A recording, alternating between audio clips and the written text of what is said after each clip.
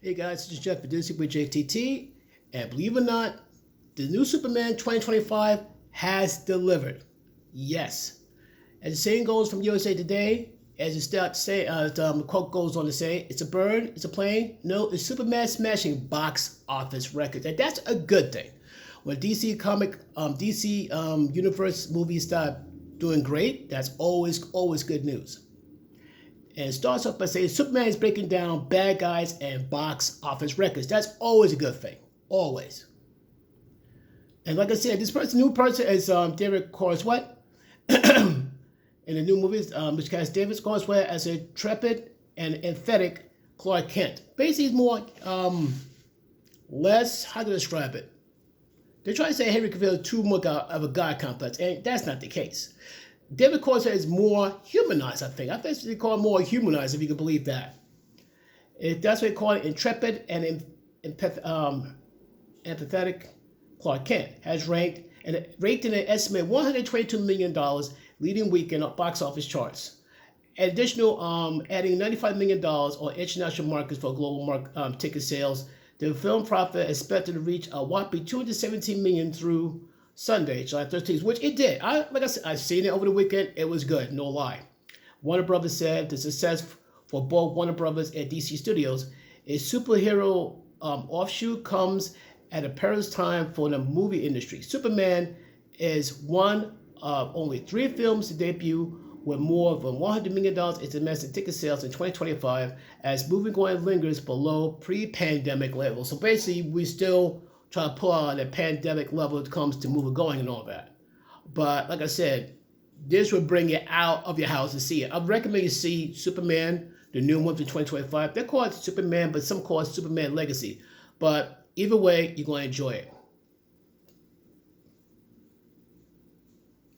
Oh yeah, like questions like why Superman star Nicholas Hoult plays Lex Luthor as alpha cult leader. Well, talk about cult of personality. The actor Nicholas Hoult, who played Lex Luthor, you gotta check him out. I mean, like, don't get me wrong, the trailers give you a clue, but once you see his performance, be like, wow, this is the Lex Luthor that is needed to deal with this Superman. No question about it. Despite a stable, iconic character, including Batman and Wonder Woman, DC had not been able to match the box office power of Walt Disney's Marvel superhero films, which is fact. I'm sorry. I give an example. You got Justice League. Okay, cool. Now, don't be wrong. I love the fact it had Justice League, but the problem with the Josh Whedon one was not that impressive. Now, the Zack Snyder one, the 4-hour one, yes, they should have made it to a part 1 and 2. But then again, Zack Snyder had a personal tragedy that happened to him. And one for a fact, he might be able to do like parts 1 and 2. It would have done way better than the Josh Whedon one, the one that tried to make this Justice League almost comical, which is not it. And here's the irony, though. I say about a few months later, Black Panther, the first Black Panther, came out and made as much money within 3 days, but it took Justice League the whole run. Ouch. That hurts. That hurts. That's what I mean when I say that Marvel have been pretty much eating DC's lunch. I remember there'd be conversations between people who love DC and Marvel. Then we come to live action, big screen, and all that stuff. And people feel like, well, Batman got this. Then all of a sudden, 2008, Robert Downey Jr. as Iron Man lit the fuse, and the rest is history. And Marvel have been eating DC's lunch ever since. And now it looks like DC have a slight chance. Trick is consistency. That's the trick. Plus, Marvel started to go a bit too woke, and that's hurting them. And Marvel stopped with the wokeness and stay in the same level of movie making, like say with Deadpool, Wolverine, or with the Avengers, Infinity War, and Endgame. They will stay at the top of the mountain for a long time. But I digress. But as Marvel fatigue, has crept up among some viewers, DC's fresh take on a beloved classic comes at an opportune time. Which is true. Very true. Goes on to say, the film has written and directed by James Gunn, the co-CEO of DC Studios since 2022. That he stuck the landing bodes well for Warner Brothers, which brought him on hopes for that he would bring consistent success to his film and TV projects.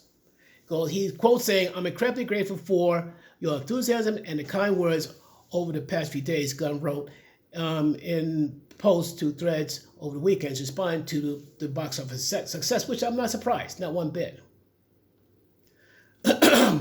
We had lots of Superman, lots of super, that's what it says. We had lots of super and Superman over the years. I'm happy to have made a movie that focuses on the man part of the equation. Yeah, not the super part, the man part, the more human side, which everyone can relate to. I kind of person for always looking out for those in need. That title right there, that resonates so powerful with so many people across the world, that is in itself a hopeful testament to the kindness and quality of human beings. Thank you, hero. Awesome. Like I said, I'm gonna post the links right there. You'll be going like, wow. They're gonna have links like from every Superman, from David Corswet to Christopher Reeve, old school Superman, seriously old school Superman. His comments echo sentiments of many viewers who remark immediately not on a sweeping action sequence, CGI, or other triumphs of modern movie making, but on Superman's enduring demeanor. Gunn fills in Superman's with plenty of action, from title characters flying jaunts, film as searing, windswept experiences, to Superman throwing down, I guess, a giant kaiju, giant monster, to those who don't know. But what makes the movie, as Supes himself is enduring, is how the dude tackle any and all problems with empathy and sincerity, wrote USA Today's title critic Brian Truitt. True, that's true. Basically, let's call Superman the ultimate Boy Scout, or Super Boy Scout, if you want to be technical like that. Corswet, who stars opposite the marvelous Miss Maisel, actor Rachel, I think is, Rachel, forgive me for mangling your name, I think is Brosnahan. I think is Brosnan. Okay, Brosnan. Sorry, I didn't mean to make your name. Your name is tough to pronounce, but she's played Lois Lane. Nicholas Hoult as the villain Lex Luthor has largely been lauded as believable Man of Steel. Yes, Lex Luthor. Yes, he is a very convincing Lex Luthor, no question about it. As an up-and-coming star, Superman presents his biggest role yet, and perhaps already the most memorable. Actors who join franchises as a major superhero often becomes bound with that character. That's true. You get typecast, unfortunately, in some cases. While the international box office figures have not crested the film's large budget, insiders say much of that to be expected given Corswet's job to embody an American icon.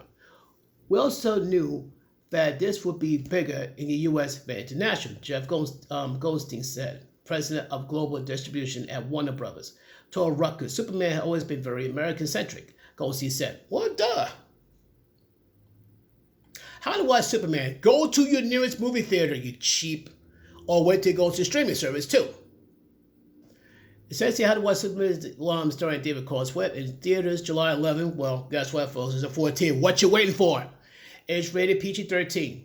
So, like I said, I'll post the link to go with it. But, folks, if you haven't seen it yet, see it. You won't be sorry. So, Superman, I give it 2 thumbs up. Until then, folks, see you in the movie theaters. Peace.